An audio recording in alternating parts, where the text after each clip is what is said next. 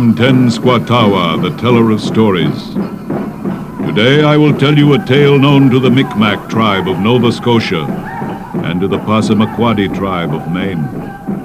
Gather around the council fire as I tell you of the hero Glooskap and Quimu, the Loon. Long, long ago, before man kept a record of time, the Great Spirit sent a mighty hero to the people of the forests. His name was Glooskap, and his totem or sacred sign was a great and wise white owl. In that long ago time, the animals of the forests and the birds of the air could speak just as men could speak. They talked to Glooskap because he was their friend. He hunted them only for food, as the Great Spirit had decreed. In the villages of the tribes, Glooskap taught the hunters how to use the bow and arrow.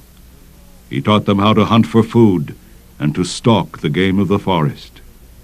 The Great Spirit has given you the animals of the woods for food and clothing. If you hunt wisely and do not take more than you need, there will always be enough for everyone. Glooskap taught the tribes the way of peace. I didn't teach you to fight so that you could attack each other in anger. The skills I taught you were to be used only to defend yourselves. You fight each other for no reason, and it angers me. Oh, oh. You are angry, Glooskap. Man does not use the things that you have taught them wisely. They are the children of the Great Spirit, and I must teach them as children. One day, they will learn to live in peace and without greed. Glooskap went among the people and taught them how to govern themselves and how to live in peace with their neighbors. Glooskap taught the people how to grow food for themselves so that they would not have to go hungry when game was scarce. The days passed, and Glooskap was content that the people were learning the ways of the Great Spirit. Glooskap, Glooskap, hello, my friend. Quimu, Brother Loon, I have not seen you in many days.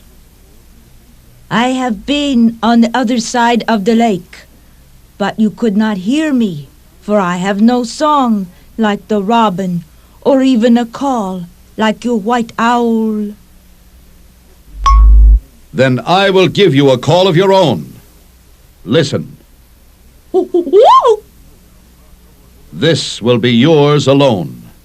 You will be my messenger, and your call will be a signal between us. No bird has a call as fine as mine. The Loon Quimu went happily to the center of the lake to practice the call that would be a signal between himself and the mighty Glooskap.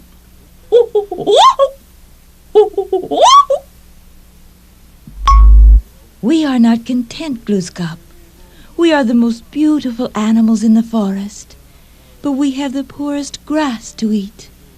And the people stalk us for food and take our skins to wear. This is the way of the forest. It is the plan which the Great Spirit has made. The deer were not content to live in peace, and soon began to fight among themselves over their grasslands and watering places. They would not listen to the words of Glooskap, and this made him sad.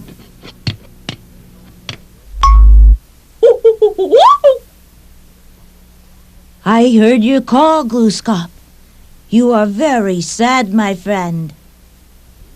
I am afraid that I am failing in my mission. The deer do not heed my words, and the people do not listen as they should. The animals began to come to Glooskap frequently. They complained about everything. They wanted him to make their lives contented and free of all work and worry.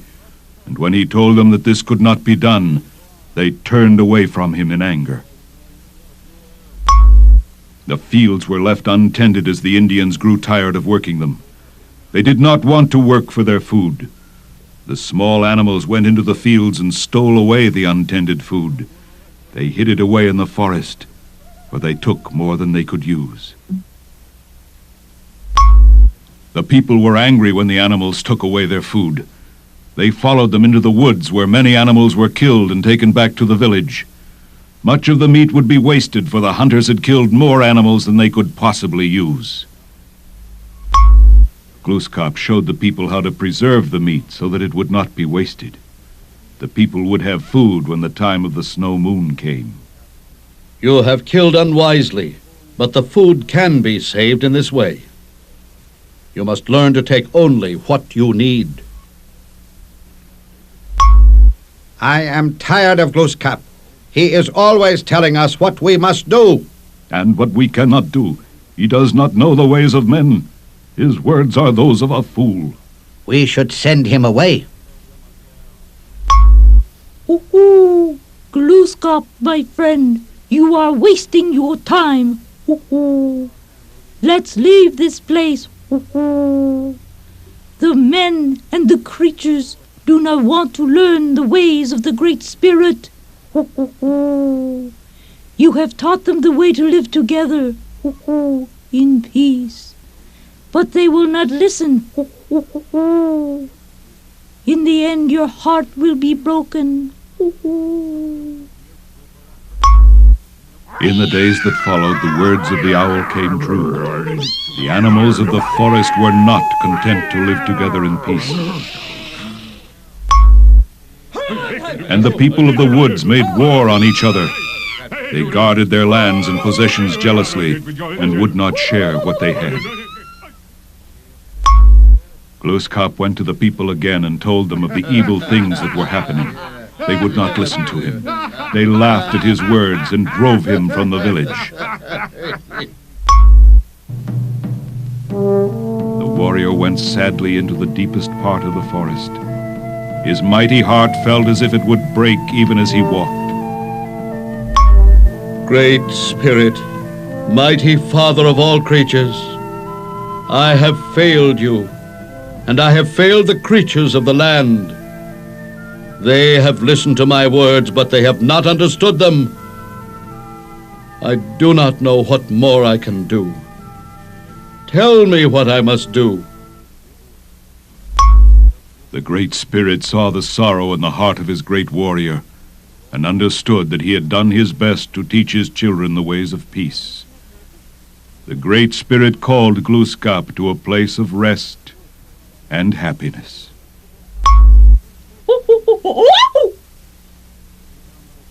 I heard your call, Glooskap. What can I do to help you? Quimu, my friend, go and tell the people and the animals that I wish to see them here. Go quickly, for I do not have much time. Quimu the loon went quickly through the night sky and called all of the people and animals to the lake. What is it now, Glooskap? Have you more things to complain about? Why can't you leave us alone? We are tired of listening to you. What is it this time?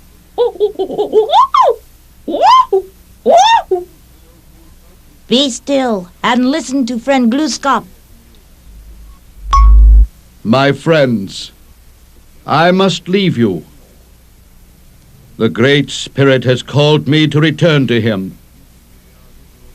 I have tried to teach you the ways of peace, but you have not understood my words. Perhaps someday you will understand them. Farewell, my friends.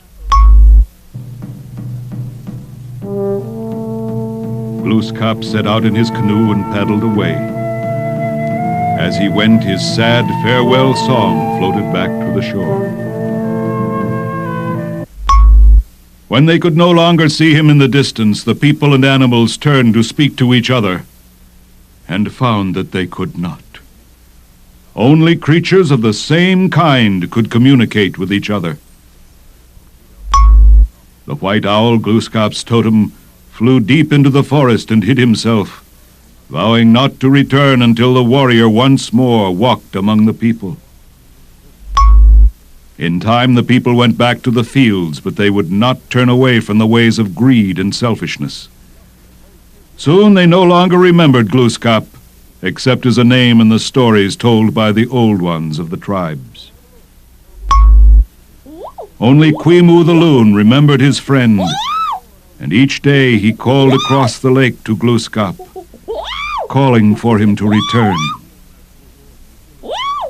And so it is even today. Kwimu sings his sad song, calling to the mighty Glooskap to return to teach the land the ways of peace. Wow!